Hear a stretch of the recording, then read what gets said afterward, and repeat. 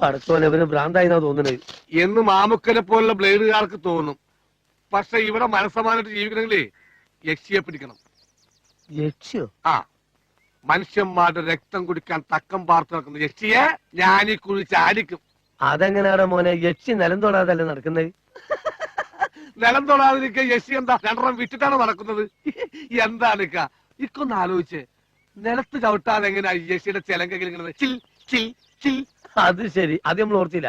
ആട്ടെ, ഈ യക്ഷിയെ പിടിച്ചിട്ട് എന്ത് ചെയ്യാനാ? രണ്ടാക്കൂടി അങ്ങനെ ഒപ്പന പാടി കളിക്കാനാ? തോക്കി കയറി വെടിവെക്കരുത്.